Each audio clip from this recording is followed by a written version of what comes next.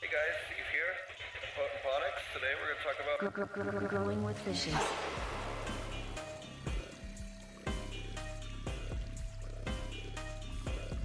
Growing with fishes.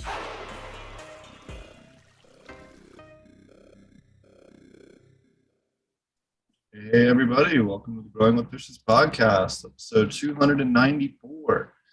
This week we have Season from Five Sisters Farms back with us again. Thanks a lot for joining us. Thanks for having me on. I like hanging out with you when I can. It's definitely a busy time of year for a lot of people.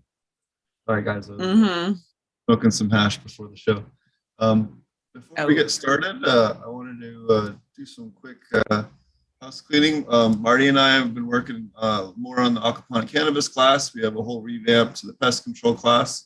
We also have a longer format version of the pest control section of the Aquaponic cannabis class that Marty and I have put together. We also have a brand new course that's going to be coming out here in 30 to 45 days. I got it partially recorded. I just got to finish recording and editing it and getting it uploaded, but all the content is done for an all new pest management class. It's going to be mainly geared towards living soil and aquaponics. So really looking forward to that. Also, if you're out in Washington, be sure to check out the Myceliate Festival, August 19th through 21st. It's up just south of Seattle, about an hour. I'll be speaking there. Lots of amazing, awesome people up there.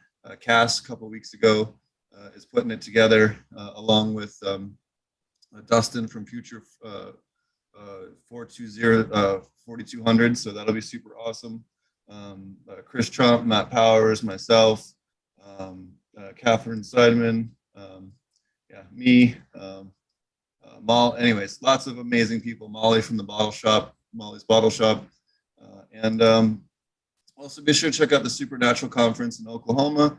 It's going to be the last weekend in July. Myself, Kevin Jodery, Chris Trump, Ben Acadia, Wendy Kornberg, Dan Kittredge, Patrick King, a whole bunch of other awesome people will be there. Susan Wainwright Evans will be speaking on insects. She's a guru on that.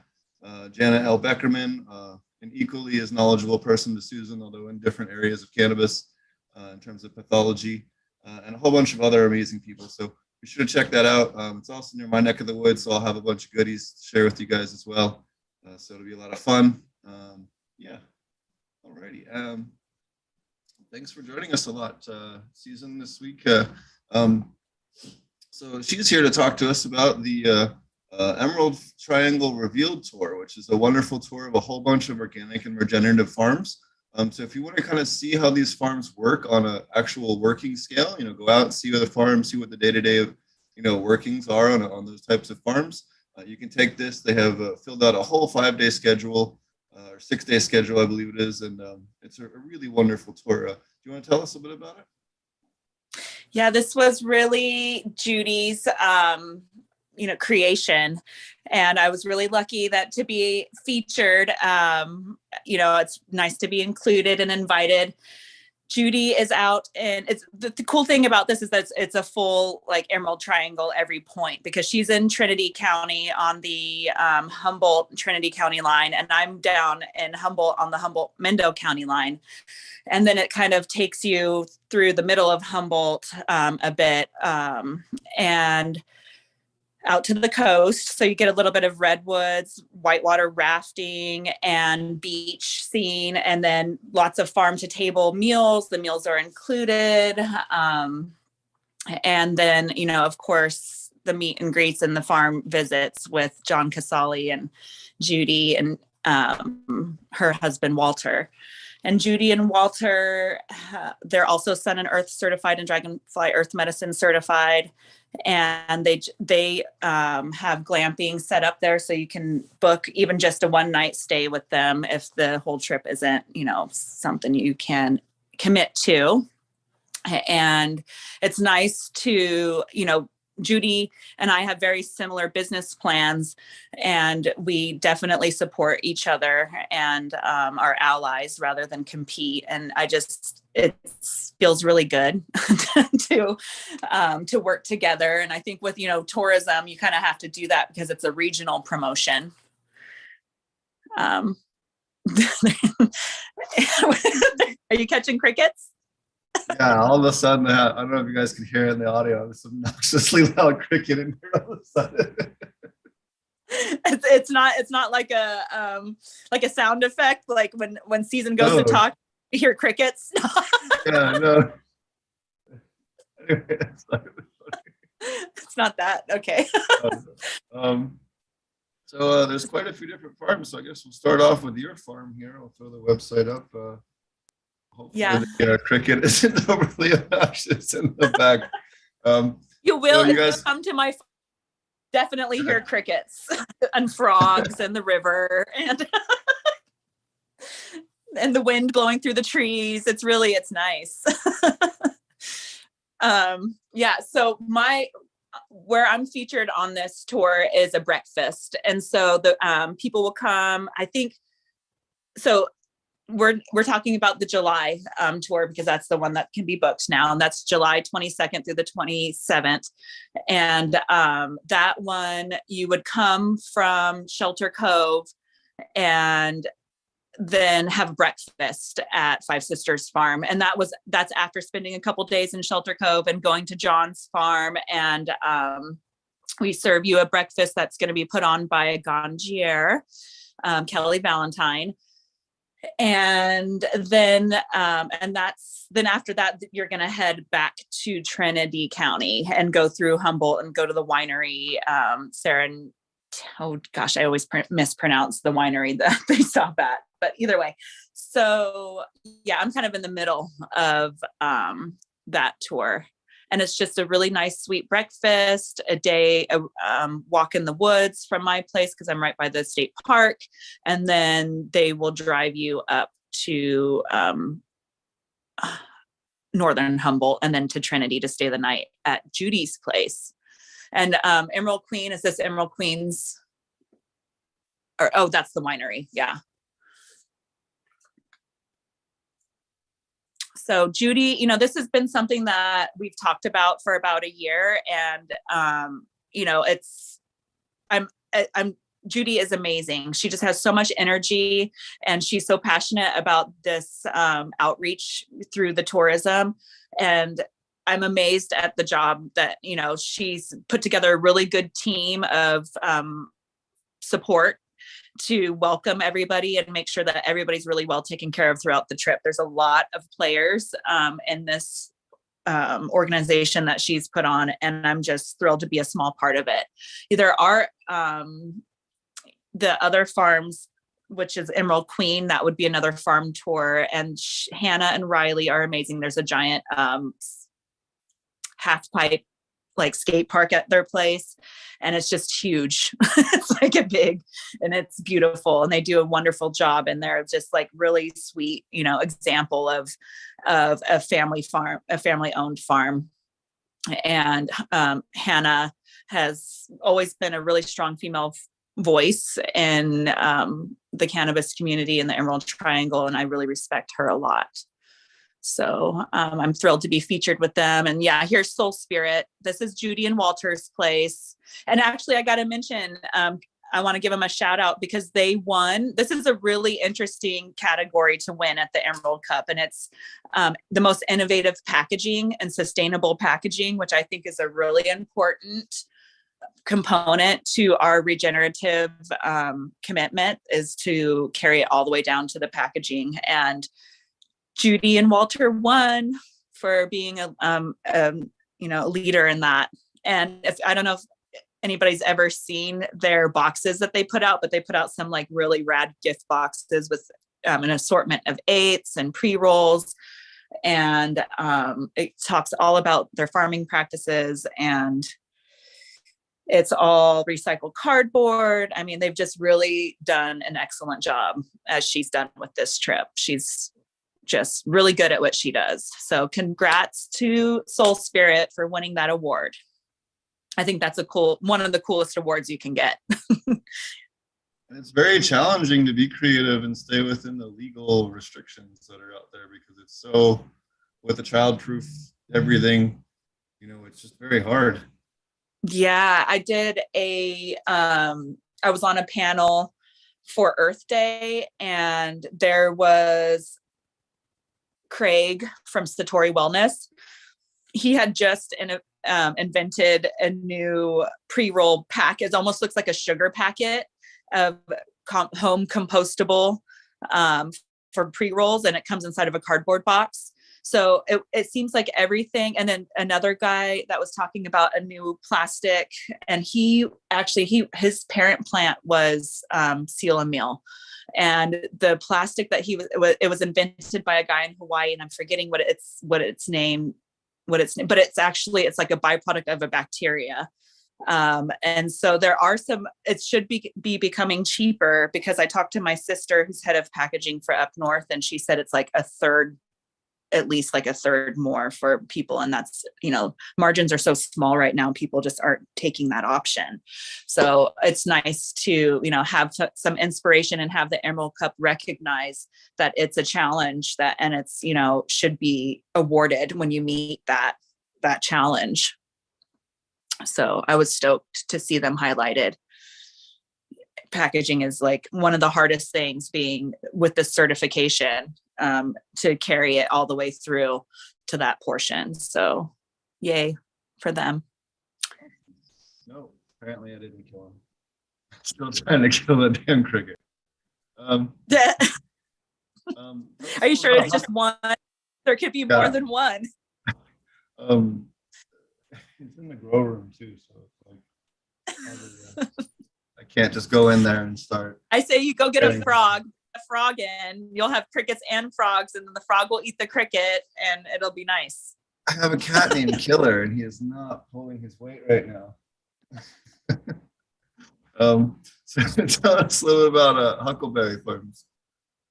So Huckleberry, he's like the rock star of the tourism. And he was on a billboard for like Cal Cannabis. John Casale his story is amazing. He was just featured in a big documentary, a Seth Ferranti documentary, and he went to jail for a long time. He was taught by his mother. His weed strain is named after his mother, Margie's Magic, I believe. And his hash just won first place. It was Heritage made bubble hash from his mom's, the strain, Whitethorn Rose which was the one that they used. So he's, just definitely a big, big name, and just a huge heart. I mean, I've been on his tour a few times, and nearly every time he cries when he tells his story. And his place is literally, it's like Disneyland of weed. It's like flowers, and the mulch lines are like, there's like not anything out of place. There's statuary and a pond. He literally has like geodes there for people to crack open a geode. That's how magical it is. It's like, you can catch a bass if you want to. He has, and it's sweet because I think he only has like altogether less than 10,000 square feet. And it's the place he grew up. And, it's stunning what he's done with his property. It's up a steep incline, and the way that he takes you through, again, his farm and my farm might be like the only two farms that were designed for tourism. He was the first one to get the tourism permit, and then Luke of the Terp Mansion got it, and then I have it. So there's only 3 of us in Humboldt County permitted to do tourism. It's, for me, I feel I want more people to do it, because it's kind of a heavy, to be such an ambassador. I want more people to participate and use it as like a platform for them to get their story out too, because I don't want to be the only orator, or I don't want to misspeak, so Johnny really has the legacy operator, second generation. Just pull on your heartstrings story, gone to jail, his mom died while he was in jail. It was just, I mean, it's just like, and then the way he's so nice, just like such a great man. And his partner Rose is really, really sweet. And so they welcome you. They have the whole thing down. I mean, they are pros at the tour, and definitely, somebody who's going to definitely last in the California market. He's been recognized and featured in so many stories, on CNN and in Forbes. I think he's here to stay for sure. And it's just really, it's a great example of like, he's owner operator and a small craft farm that's not going anywhere, who, just, it's all heart. That farm's all heart, all the way down to the strains that he grows. He also won, maybe actually they might have, hold on, let me think about this. They also got an award for packaging because they had an eighth that had a peat pot on the top with a seed on it. And so every time you bought, and I thought, like, I've always laughed, I was like, when you have seeded weed, that's the most regenerative weed you could sell. Because it's like you get the weed and the seed, and there you go. It's like the whole cycle right there. There was a group in Oklahoma that had a bunch of stuff that got seeded.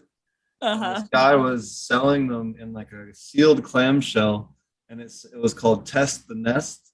So you got smokable weed and however many seeds per package, and it was as a way to sell seeds and weed. It was like $120 or whatever, and it was like, yeah, so you're selling shitty weed that's seeded for $120. Seriously, it's how you market. Good luck sitting on that, like.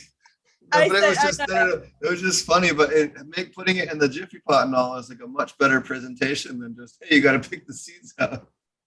Yeah, and it was, yeah. I mean, I said you could sell it as like the starter pack, like, yeah. Here you go. Here, start your own empire. Here you go. But, marketing is getting more and more creative, and go ahead. Rod, you've done some breeding and stuff too. Have you found any difference? Because I've talked to Ross to Jeff about this quite a bit on like the difference in terp profiles between stuff that's seeded and stuff that's not seeded. And, do you have a preference? Or sometimes strains will have, pretty different terpene profile. Yeah. I mean, we made some live rosin out of some stuff that I had seeded, and it turned out really, really nice. But although it didn't really, I couldn't recognize it as the strain. It was like once it was turned into hash, a different bouquet came out, and so it smelled completely different than what it did on the plant. And I didn't really dry very much of it. I just put it right down into the freezer. So it was hard to tell what it would have smelled like dry. But yeah, I was surprised at what I got back. It was pleasant. There was nothing wrong with it, but it just didn't, it was way more fruity than what I thought I gave him, but I don't know. I don't usually smoke seeded weed, Steve, so it's hard for me to sample the terpene profile. No. I didn't know you did some breeding and stuff like that. So obviously people that make I'll tell you, always have some seeded weed. The cherry, the sour cherry, the cherry Kandahar and sour diesel seeds that I had, those are smelling so strong, like super, super gassy for how young they are. Like as I was transplanting them, I was like, whoa. And it's interesting because they don't really look as the plant. They don't really look leaning towards they definitely don't look like sour diesel, and they don't really look like what I remembered the cherry looking like, but I didn't grow the cherry out completely. So, but to me, I was just surprised at how gassy they actually were. And I'm hoping it stays that way because that's what I like. The Kandahar is really nice. I've gotten a couple of different crosses from Humboldt.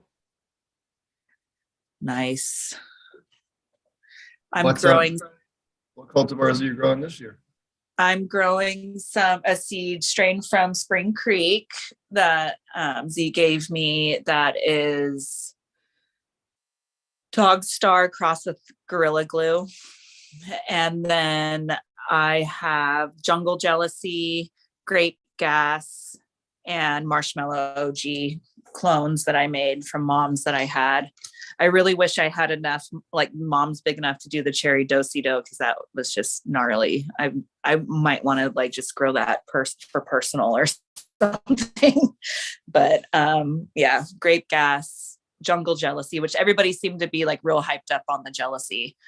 And it's growing really big. It's like fast. I was able to put it out really early and it didn't look like it was stressed out by the light at all. So it's growing big and hard. So I'm happy about that. I've never grown jelly. I don't know much about it. People are always like, aren't you afraid to grow things you've never grown before? And I'm like, no, it's really fun for me. It's really fun. It's not something that's like a super poly hybrid, because they just don't do too well outdoors always. A lot of the hype cuts. I know the first year runs hit Oklahoma. Everyone grew it outdoors, like a shit ton of it, and everything rotted because it's just not good for the climate here. Yeah, it's so humid there. Yeah, is it humid. Yeah, it's humid, and it's too dense and it's just the wrong type of cultivar. That's something I think that people often, and I would love to hear your opinion on this, but growing to your climate, right? So growing things that really like to be in the type of environment that you have, and keeping those over ones that, go ahead. Yeah, it'll be interesting to see if these sour cherry seeds that I made, they are growing the most vigorous and biggest plants. But I mean, I just feel like it's because it's the first seed ones I got in the ground compared to the clones. But it'll be interesting if they are acclimated and like if I can tell that they have the biointelligence of being bred there on this farm. And I'd love to hear some feedback of some people who I gave those seeds away to. Also, it'd be cool to see what they were doing. I did get some pics of it seemed like out of all the seeds I gave away, everybody mostly grew the pineapple skunk one, because that's who I've been getting back like, look, pineapple skunk though, different people. It's interesting with the pineapple strains. I've seen this 2 or 3 times now, and it seems to be predominantly in Oregon, but I've had one other person send it to me outside of there. So on pineapple strains only, I've had issues with thrips just attacking the pestils, right? They'll ignore the rest of the plant, and I found them clustering on the flower heads, just eating the pestils off.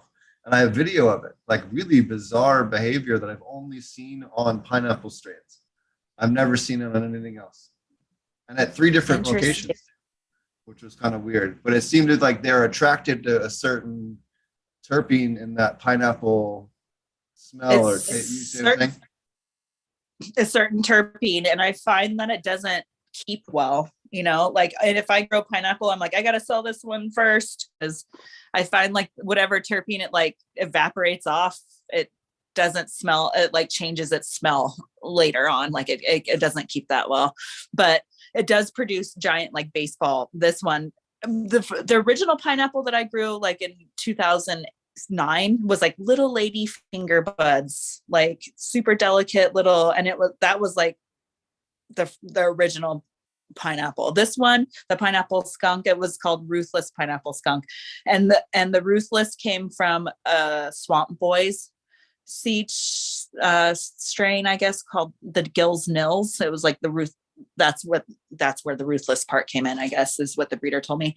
So I felt like, it definitely was leaned towards that, whatever that was, and less of the pineapple, because I planted it so late, and these were like not that big of plants, but they like were solid buds, like just baseball bats, almost the whole thing, like not very much branch. It was like giant cola, but I planted them so late. I just kind of squeezed them in between other plants, and I was like, whoa, these things finish like really amazing.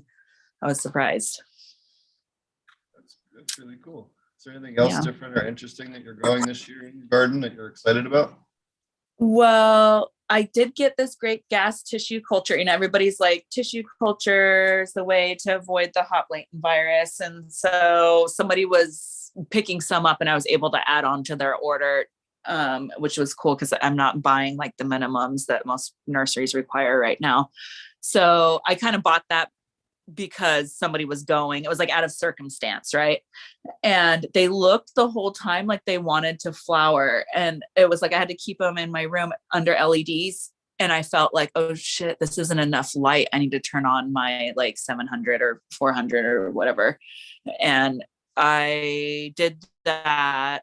And it just seemed like the whole time, no matter what, they looked like they wanted to flower. And then I put them out in the sunlight and like hit them. I cut them back super hard. I like stumped them out to make them flush out again.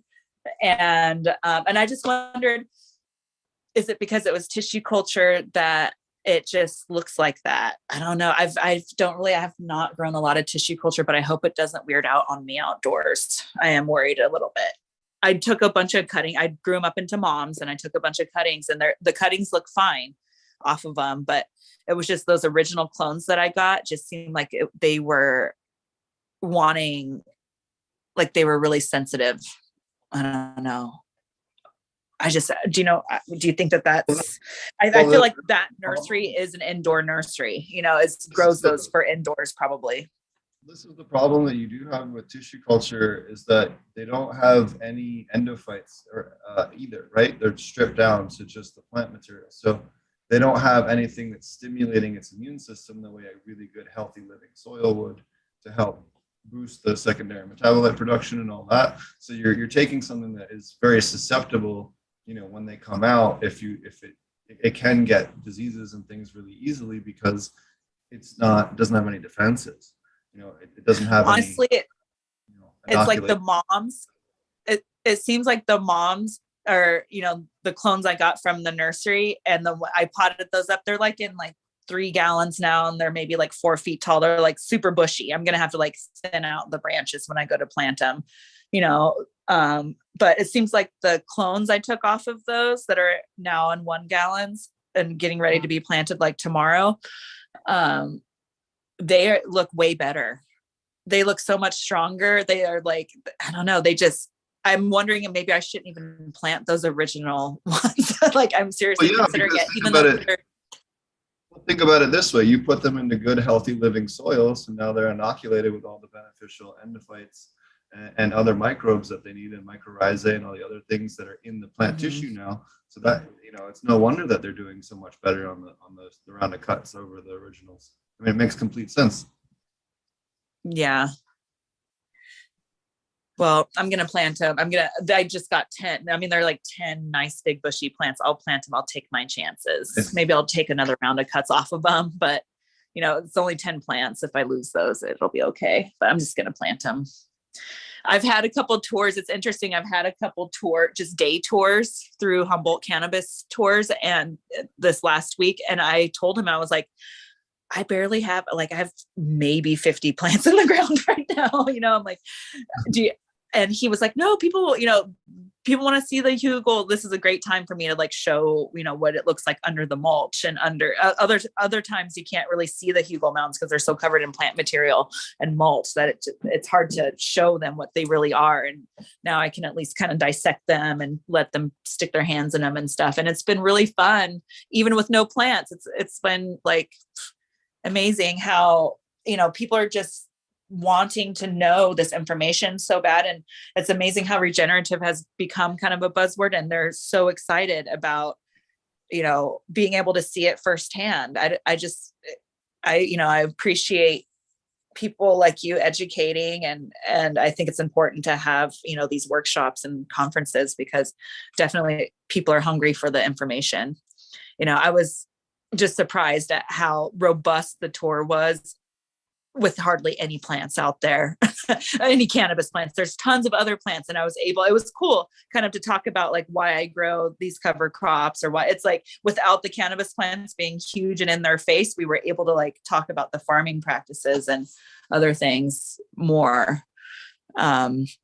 and I've had some good experiences. This one guy was from China, Chinese immigrant going to school here, and he just wigged out when he saw the poppies. The poppies were just finishing, but there was still a pretty good stand of them. And he was like visibly hyped, not scared, not nervous, just like hyped about he was like, that isn't total death sentence in my country. He was like, it just really let me know, like, what, plants still are so taboo. The stigma is still out there, and it's across so many plants, it was just crazy to think that in this day and age, he was like, you would not even get a trial. It would be an execution sentence to have one poppy. And I had like hundreds of them, it was just, it kind of blew my mind. And it just reminded me like how important, I don't know, for him to have that experience. He was like hugging them. He like decorated his hat with the flowers. He was taking pictures. It was like, and all of a sudden the cannabis really meant nothing to him, but he was like, to see the cannabis and the poppies together, he was like, that is such a bold statement. And it's like, I just can't imagine. We've been through so much for this plant, but a straight execution for one single poppy, that was really letting me know, like, oh my God. Well, shit, I can definitely feel you on that one. That's definitely crazy, especially even having grown up on the East Coast where all that shit was. But it was fun in Zimbabwe when we were going through a checkpoint and had a whole bunch of weed on us, and that I kind of had to fuck off and couldn't do anything. It was really funny. Anyways, what are some of the other cool things that people get to do on the tour? I know they're doing dinner and breakfast, all these wonderful places. I think they have some kayak. You mentioned they had some kayaking and redwood tours and all that. Can you tell people a little bit about what it's like to go through the redwood forest? Because, you've been out there for such a long time, but it really is kind of a very unique experience. It's something everyone really should experience because it makes you feel very small. It does make you feel very small. And what I like to, acknowledge is other countries have like these ancient relics that are man-made, and they're cathedrals, they're places of worship. They're, usually like they're man-made and they're called ruins, like go visit their they're all falling apart. And these things are not man-made. They are still growing, still alive, and as old as those things. And so to me, and they're, if you think of like a grounding rod, it's like they're the tallest like living thing. And then they don't have a huge tap root. So it's not like it goes way deep in the ground, but just imagine that it's like a living antenna, and there's a whole sense of being in, under the canopy. Even when I drive from my house, which is really, really sunny, a half mile north through the grove, the temperature changes. You got to turn your headlights on. It's like, it's a whole different environment, and it's just completely magical. It does make you feel so small. Those trees are holding and storing ancient knowledge. There, a lot of them you can actually be inside of, and think of that as like a womb, just being inside of something living like that is just beautiful. And I don't know, it's definitely, I tell my daughter, I moved her here so she could have mineral water, not fluoridated, not chlorinated. The cleanest air, you can't buy clean air. So this is like, breathing pristine air, but also limited power lines above our head. So, our antennas that we have here are those trees. And so I'm hoping, when you come, it does create a different consciousness and reminds, puts you back to nature for sure. You can't help but to be completely immersed in it. And the Eel River is we are still in a drought, but, the river, we've had some late rains, so the river's up enough to really, enjoy and it's been kind of cold. It's been a little bit of a cold spring and rainy spring, and it's hardly been warm enough to get in the water, but by July, it'll definitely be warm enough to get in the water. And part of the tour, so you'll see the Eel River, you'll also see the Trinity River on the whitewater rafting, and that's through a professional guide. And that is all levels of experience. There's a little bit of rapids, but it's not like, extreme whitewater or anything. It's pretty much an easy float. And the Trinity River is absolutely gorgeous. It's a colder river, it's deeper, but there's a lot more boulders. I don't know how to explain it. You won't see redwoods down to it, but it's just definitely a different, more mountains. It's that whole area, that's like near the Trinity Alps. So it's just definitely river action. And then at the Lost Coast, that is in Shelter Cove. And Shelter Cove is about 20 miles west of Redway, which is in southern Humboldt. And that is a beautiful inn that you're literally perched on the cliff. So you look out into the ocean, and there's hot tubs in the rooms. And then that night you go over to the Jippo Mill for dinner. And that is a female-owned brewery, the smallest and most remote brewery of California. And they have a lot of different specials going on, and it's really good food. They always have local seafood, and just a great assortment of salads. It's super fun family vibe. They have games set out on the lawn. You're mostly eating outside on the patio, so you get to see the ocean view. There's a big fire pit. They have music. They have game night. It's just really fun. So Shelter Cove is a special place for us to get away to. In southern Humboldt, it's definitely where we go for 4th of July and stuff. It's just beautiful out there. The swimming you need to know where to go to swim out there, but there is a nice, definitely a lot of cliffs, and there is a safe beach, and you'll be guided to that. But the swimming can get a little hairy out there. Lots of surfers, though. If you're a good surfer and know how to surf, it seems to be a good spot because there's always surfers out there. Yeah, so lots of water, a lot of water activities, nature activities, all different kinds. Because that's what we do. That's, Humboldt County is known for its ecotourism. It always has been. And now we get to add cannabis to that. And, we are just hoping to present the plant and these farms and this culture in a really sweet way. And, I think there's been a little bit of misrepresentation about Southern Humboldt, as far as Murder Mountain and stuff. And so there's so much else. I think it got a really bad rap from that, and it didn't really deserve it. Yeah, there's definitely some crazy shit that happens down there, but it's usually when someone's stealing from someone else, or there's some other, it's not just random roaming hordes of Vikings going around, you know what I mean? It's usually one organized group with some other organized group, and and it's not a regular thing that bothers everybody. Right. And I don't know what to do about that.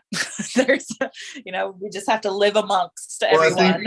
And something that a lot of people don't know about that documentary, and something that I thought really was one of the more scummy things that Netflix did was, they went and filmed some of those things without permission that they were supposed, told not to be at, especially with some of the city council stuff.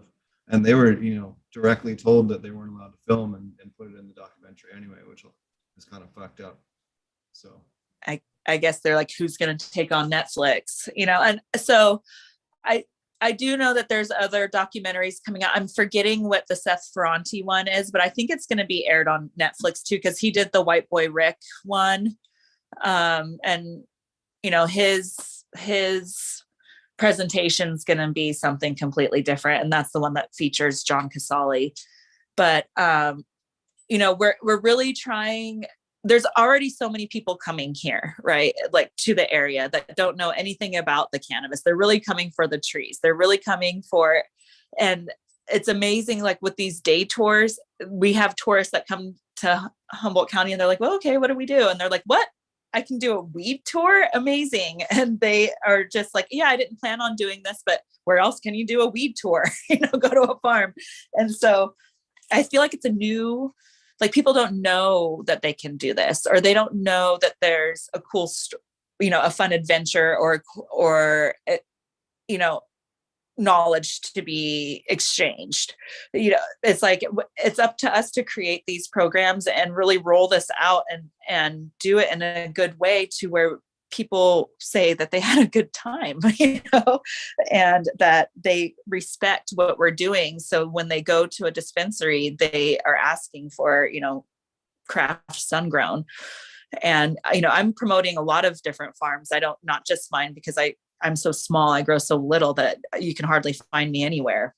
But there's plenty of other farms, within the Sun and Earth certification and the Dragonfly Earth certification that I promote, just to give people the vocabulary and the confidence to, demand, an ethical choice, or demand, a choice, a product that's been grown consciously. So that's part of, when it's really valuable to create that brand buy-in. And, I feel like when people come to visit my farm, they'll, if they see, they'll never forget my brand. And it's just really valuable to be, to introduce people like they're, these are the certifications you can ask for, and this is how you find us. So people are relieved to know that there are some certifications, so they know that the product isn't just being marketed as, craft, and it's really not. People were like, what does craft mean? What does it mean? And to me, it means that you're an owner operator, that you're crafting your soil, you're crafting your inputs, you're crafting your genetics, that they come from our hands. And it's not like, a CEO who never sees the inside of their greenhouses or whatever. It's like, sure, I don't think it's about size necessarily. I don't think a craft is about size. I think it's more about the method. Absolutely. You just reminded me. So I won't mention the conference because I don't want to Yeah. with them, but there was a conference I was on last year, and they put me on a panel, and it was me and 3 other people, and it was a cultivation panel, but they owned companies, but none of them had actually grown anything. So I was the only one on the panel for a straight hour that could actually answer any of the questions in the Q&A. So it was an hour of me talking and 55 minutes of me talking and 5 minutes of them, because they just didn't know the answer. It was hilarious. Well, also, they hear the answers you give, and then they're like, I don't want to let him answer everything because he obviously knows, because they don't want to sound silly compared to your very technical answer, I'm sure, Steve. I just thought it was funny. Sometimes people, and that's what I'm saying. It's like right now there's so much history being made. There's so much misrepresentation, misinformation. There's just people jumping on the bandwagon of just really trying to present themselves as whatever. And that's why it's really important for us to be like, you can come inspect us. You can come meet us. You can come check what we're doing. We're not hiding. We're not candy coating anything. We're actually going to just show you a really rad good time. And when you leave from our experience, you'll be our friend.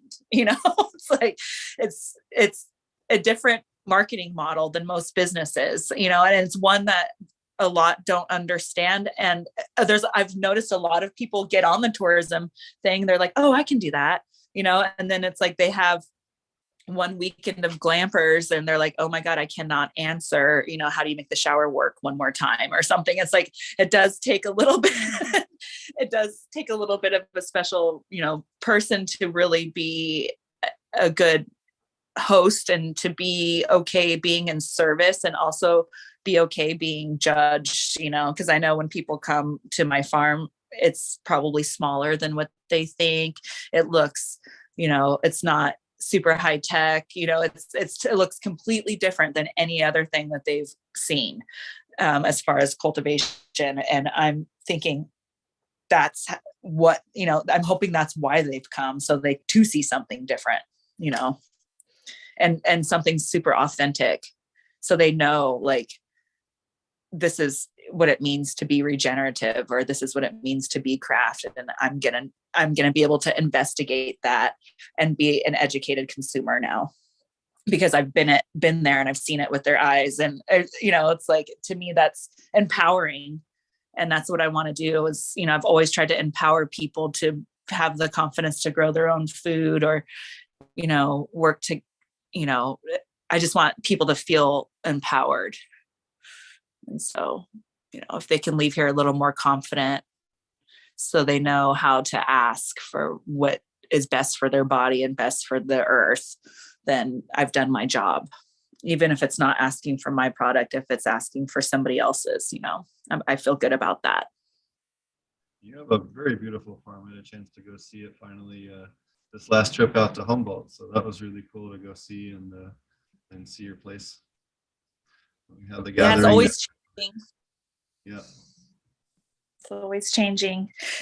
There's another tour I wanted to talk about real quick that is less days. It's only 3 days, because 6 days is a big commitment for people. I understand, I get that. And there's another woman who I work with. Her name is Nicole Fryer, and she owns the Papa and Barkley day spas. She's a founder of that. So she owns the spa portion. And it was like the first place you could go get it, like an infused massage in the state of California, which was really cool for her, and super proud of her. I've known Nicole way back from San Diego since I was in my 20s. So it's cool to now we're like professional women. But her tour is called Humboldt Holiday Tour. And it's only 3 days. And there's a canopy walk. It goes to the winery, and you stay at the Scotia Lodge, which Scotia Lodge is a cool historic building that's in the town of Rio Dell, Scotia. And it was like an old logger town. It still has a big mill there.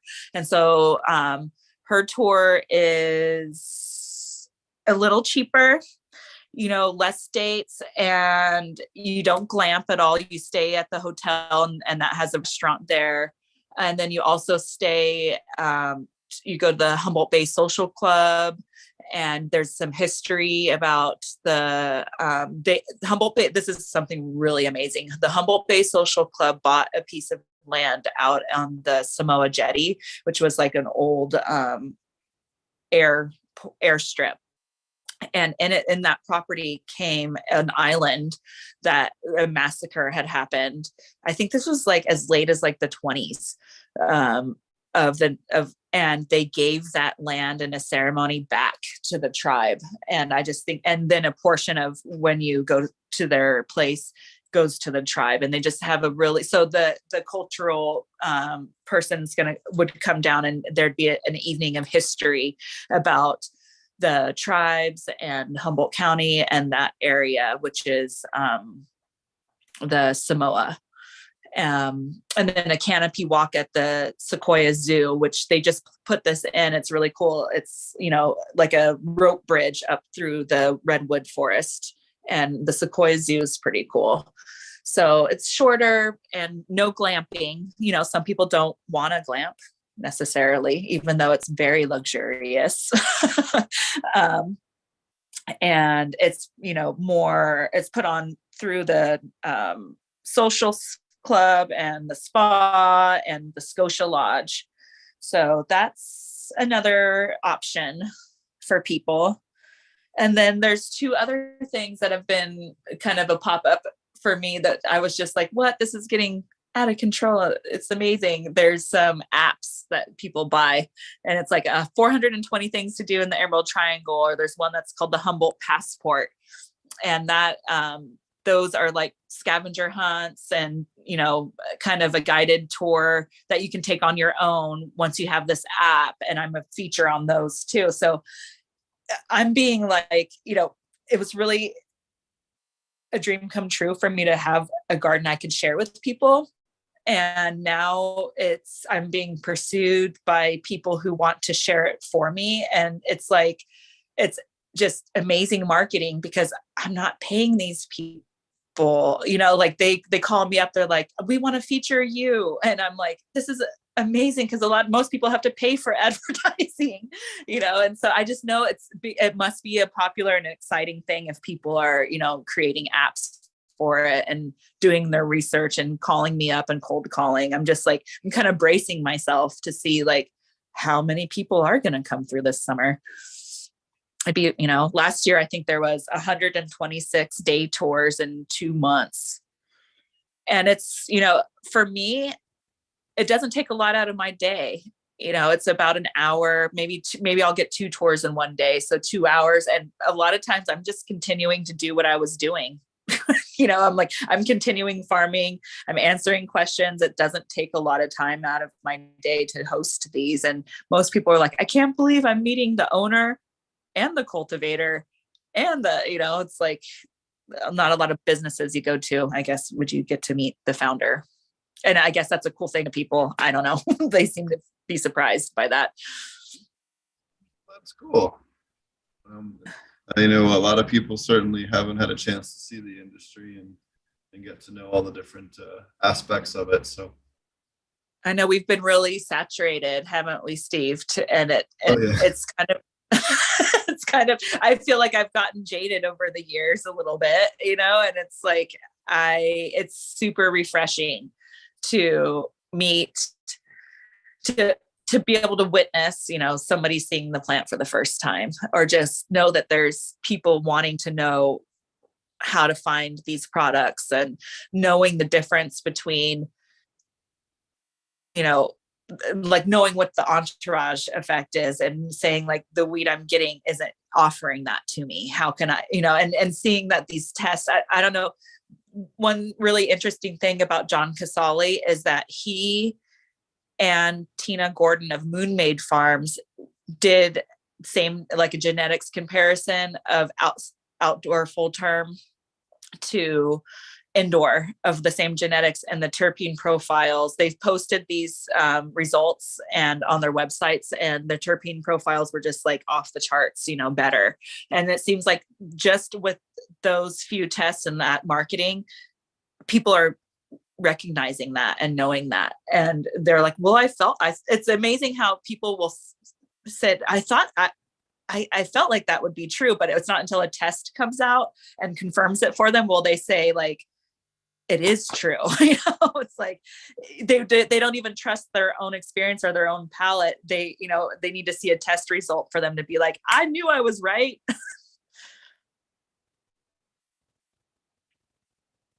Yeah, I feel like, John, that, he's a leader in that type of just getting that word out and providing that, Tina and John are kind of rock stars. They have a lot of media attention. They're wonderful speakers. And, when you have somebody with like star power like that, putting out that information and doing their due diligence to go ahead and be like, this is the proof is in the pudding. This is the test results show, I think it's valuable for all of us. It really raises the value for all of our products when they do that education for us. And that's, really the goal of the tours, is that educational outreach more so than it's diversifying and creating an income. It is nice to have an alternative income. It is nice, it's a great marketing thing, but it's really about the consumer education.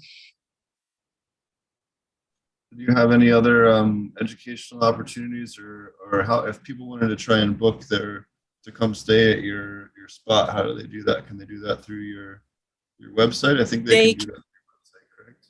Yeah, they can do it through my website. It'll go to my hip camp.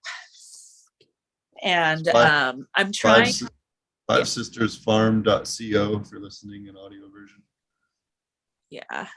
I'm trying to create something on Airbnb that's called an experience, where people can just buy like a day tour through Airbnb, because it's so difficult for us to get insurance for people who aren't, there's very few insurance writers for cannabis, as everybody I'm sure knows, but to have people visit a cannabis farm that aren't employees is just like, nobody understands what I'm doing. And they're like, no. And so I realized that I had to start an event and like a different business license, and not try to get it through my cannabis insurance people. But Hip Camp provides insurance. They know I'm a cannabis farm. And then Humboldt Cannabis Tours provides insurance. And I'm thinking that this Airbnb experience will do it. And there's one pilot program in Sonoma County through the Airbnb. I'm having to work with them on it. They didn't approve me right away. I was like, what? Can't believe that. But I think if I keep working with them, they will. And that would be another way that they can book directly to me and not have to go through Humboldt Cannabis Tours. So I'm working on that. But Hip Camp is, go ahead. I was going to say, are you doing anything differently with your KNF inputs or any of your other organic inputs this year? Anything you changed up for your garden? Let's see. What did I do? No, not really. I did get a shredder because I was tired of chopping. That's too much chopping. Okay. So I got a shredder, and that really seems to speed it up. But I realized, I don't even need that much product. It's like now I can like KNF on like almost an industrial scale with like big 5-gallon buckets. And I was fine with the jars. It's just, I guess, so that was my new thing. And then once I started using it, I'm like, am I even going to use all of this? And it's mainly, we have mugwort, we have blackberry, I did a bunch of parsley, which parsley came up in Dr. and Elaine Ingham's talk about phosphorus. I think I took a screenshot of it, but so I have my parsley one. I grow so much parsley. That was new, I guess. I've never, normally I just lay it over, and I don't, there's so much I'm always just laying it over for biomass, but this year I actually made a ferment out of it, and we'll see. I have to do the research of what she said. It's in my phone. It's so simple what I'm doing. It's like, I don't add a lot. I don't get worried about it. I don't, I try not to stress too much over it, and it seems to work out. It's like, seriously, almost the do nothing garden. And, I say that, and then everybody, like Matt, the tour guide who brings the people, he's like, Susan, you say that, but every time I come, there's like a massive amount of stuff done. He was like, you're doing stuff, you're just not, like paying attention. I'm like, I feel like I'm just having fun. But, today I was just spreading out compost. I had taken all the poppies down, laid them all in the hugels, and I kind of call that recharging them on the outsides, and it almost makes like a basket, and then I cover it with wood chips. Then I do one last layer of compost and hay, lots and lots of hay, and I plant in that. And so I'll be planting tomorrow. I got my compost out today, and my trenches are planted already, but my hugels were not, because I was letting the poppies finish up. And I was so glad I did, because to witness that guy freak out over them the other week was just like golden for me as a garden host. That's like what I live for, is to see somebody like in shock value like that, So let's see. I'm just cleaning out. I'm taking all my tea equipment out, cleaning that, getting it all ready, setting it up. I take everything in the winter time and break most everything down. And so that's what I'm really just getting ready to start teeing, setting that up, which is simple. I just have the cone reservoir up on a stand and just air stones. And yeah, for me, I've got this garden down to where I can do all these other things. And I don't want to say to everybody that they're overthinking it and they obsess over it too much and that, hey, you can do it easy like I do it. Cause not everybody would get the same results. But for me, I'm so stoked that I've gotten it down to this because I think about what I went through, in the early 2000s, like depping and monocropping. I'm just like, that was just way too much for me. And I've it down to where it's easy. I enjoy it. And that's where I like it. Gotta have fun. Steve, are you having any fun growing anymore? Yeah. Okay, Yeah. good. No, I miss my plant therapy. I work on grows and then I have a couple, a month or two off and I work on a bunch of grows again, or, I'm not in grows constantly. So at least not at the moment. Hopefully that'll change here soon. But yeah, lately I've been working a lot of edible stuff. So the last week or two. I feel like that place, like before I met you in person, I had heard about that place in Monterey. I felt like, did you give tours in that place? Was that place ever open? I felt like you could visit that place that you were growing up before. Yeah, like, I used to work with the group down in San Francisco, but yeah, I don't even think they're there anymore after the fires and everything. I know he had some issues with the fires in his house and stuff, so I'm not really sure what happened. Yeah. But they were like facility tours. I'm always like trying to ask other people, like, what would you want to learn on a tour? Like if they've had any experience. And when I was thinking about this podcast today, I was like, I think Steve's given tours. Oh yeah, we used to always No? we'd harvest a couple of the different things that we had, and at the farm, and then we would kind of have those available at the end. It's kind of like a taste test, or maybe halfway through they could stop and try some of the different greens and things that we had on site, and see if they liked it or not, because they could buy it, at the end. So that was something that we would do oftentimes, especially if they had children. We let the children feed the fish because the top of the tank explodes. And it just makes them laugh and giggle, and it's something cool for the kiddos. But then other than that was just oftentimes, how whenever you grow lots of vegetables, you always grow more than what you intend to have, and you always have a couple extra starts or whatever. Oftentimes everyone could take one or two plant starts that were just runts or other ones. There's nothing wrong with them. They just weren't, premium optimal growth compared to the other ones. So oftentimes we give away some of the, nothing wrong with them, but maybe not the best plants that we had. So that's another thing that we used to do regularly. Trying to think if there's anything else that was different. We used to have different dinner parties too. So we had like you pay so much, and we bring in a chef, and they use everything within 10 miles or 20 miles of the farm, and that kind of stuff was another big thing. That's what I want to do next. There has been some like elevated dinners or pairing dinners that have been happening around here, and some new event companies have popped up.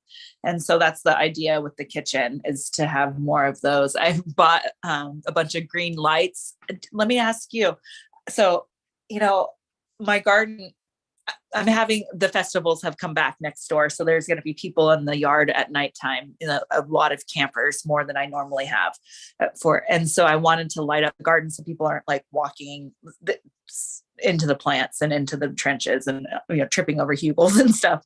And so I bought a bunch of green lights. And do you think I'm going to mess it up? I'm so worried about like how I've had even solar little lights out there for the glamping tent. And I'm like, fuck, dude. All of a sudden I'm like, this light is gonna mess things up. It never has, but if I really want to light up the garden, I'm putting on green lights out there. But some people were like, oh, it'll still mess it up.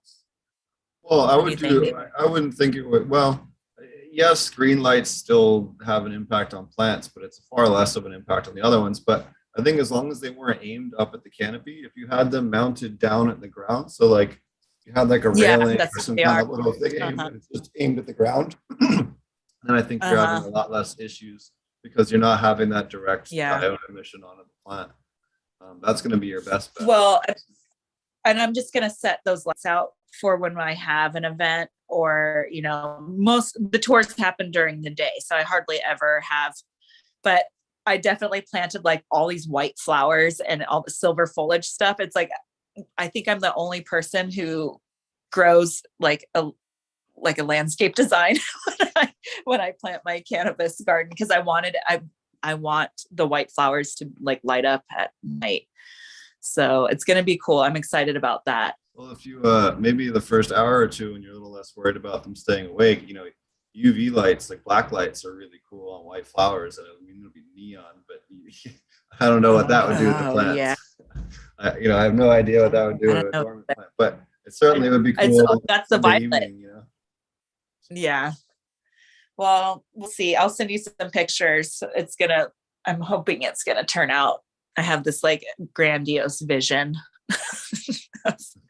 of a party garden, like a Vegas style party garden. You need some octagon mirrored tables too. Exactly. Some of those egg-shaped chairs randomly in the garden.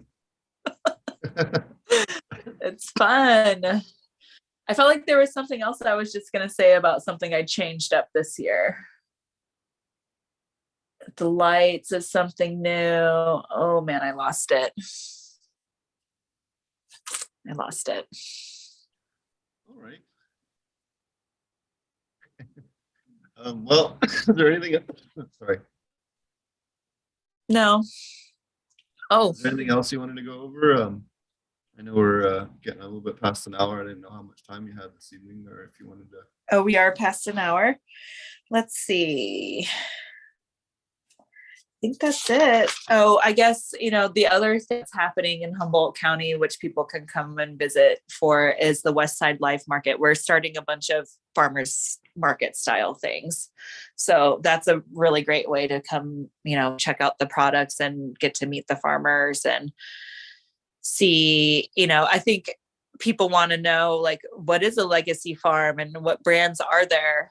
And this is how you find out. So, it's easy to come just for a weekend. It's easy to come, on a day trip, but it's also worth it to come for 6 days too. So there's lots to do, lots of different, we're opening up again with like the different fairs and festivals that happen. So it could be a good time. I think we all need some good times, and I think it's okay to give ourselves permission to still have a good time when everything's like wacky. So it's important to still find joy and rejoice with each other.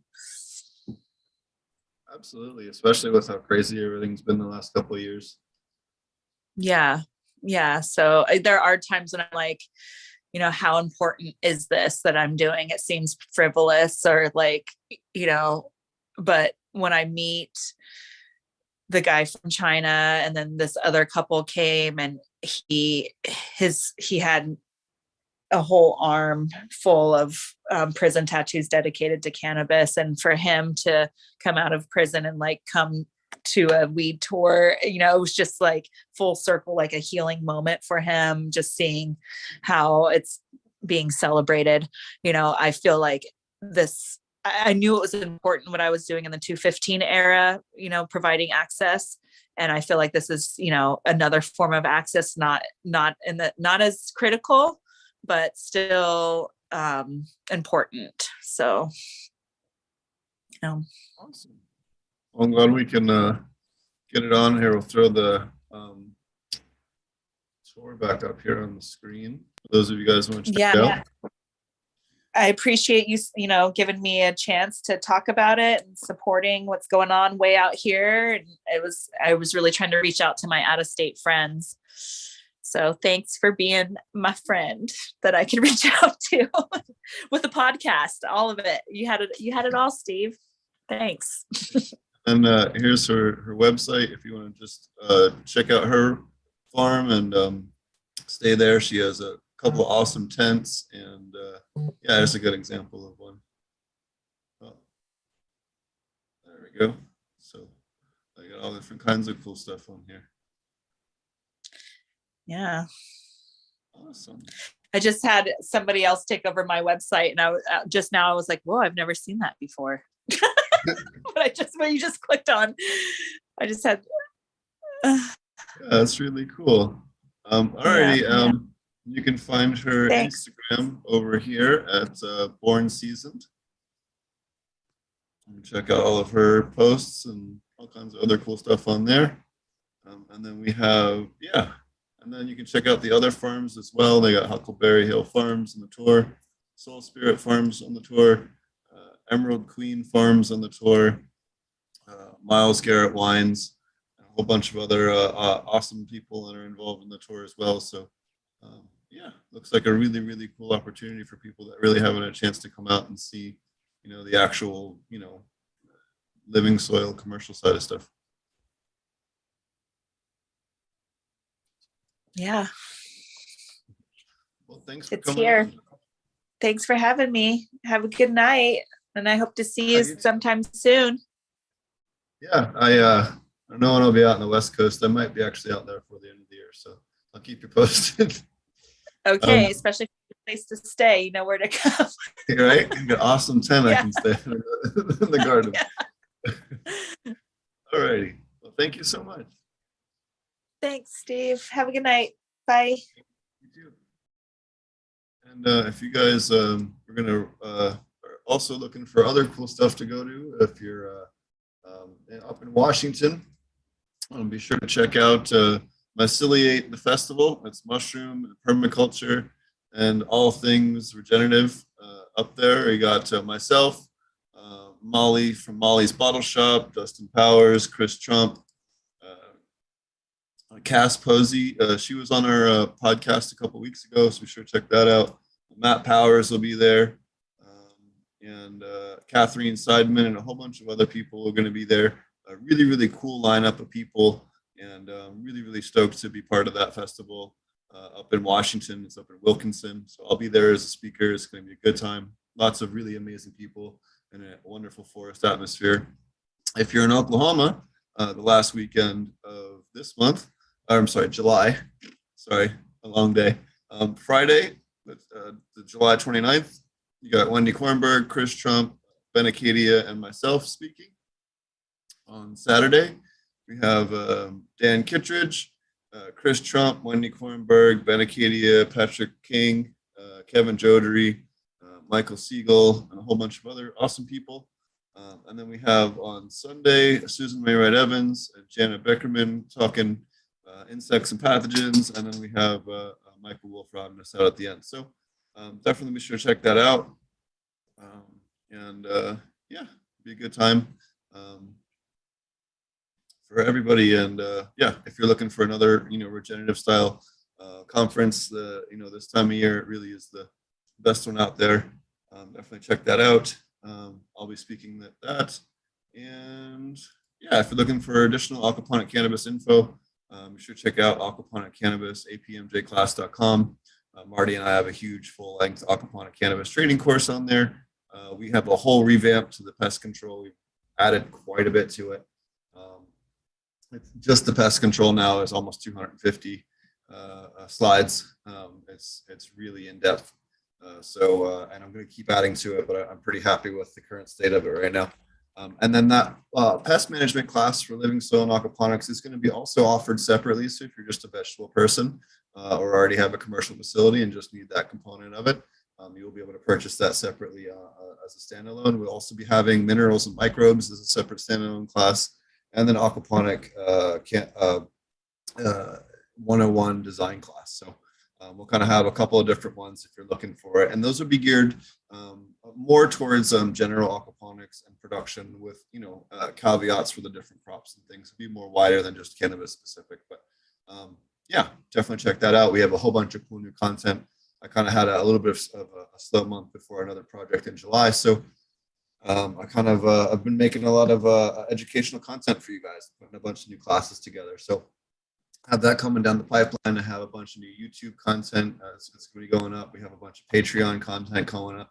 We'll be launching the Patreon at some point this month as well. So be looking forward to that. Everything from the Patreon after 60 or 90 days, depending on which video it is, will be up on the YouTube. So don't feel like you're going to totally miss out. But if you do want to support the content creation, we'd love to have you support the show. So that's all coming down the pipeline. So really been doing a lot of work on getting education stuff out there and getting a bunch of cool new stuff together for you guys. So be looking for that. And I hope you enjoyed the show. We have the gentleman from BioAg. One moment. I want to make sure I get his name correct, so I don't mispronounce it. So Eric from BioAg will be with us on Thursday to answer your questions about their products. He's a really, really smart dude, and super stoked to have him on. We've had lots of people we had Dr. Faust on a couple times from BioAg, and certainly excited to have another member of the team over there on the show. We will have an episode next week with the people from Organic Cultivators, so that'll be fun. We'll have a whole bunch of cool content coming down the pipeline. We got a bunch of cool guests in the queue. So hope you enjoy the content. We will be back to the regular Tuesday, Thursday schedule as much as possible here in the near future. We won't have a show every Tuesday, but we will have a show most Tuesdays. Alrighty, guys. Thanks everybody for watching. You can find Season over at Born Seasoned on Instagram. You can find me at Ponics on SoundCloud, YouTube, iTunes, all the things. Thanks for listening. We've had a lot of cool people reaching out to the show lately with different questions on their farms. Happy to help everybody out. And we're looking forward to a whole bunch of cool new content here in the near future. Thanks a lot, and we'll catch you guys next week.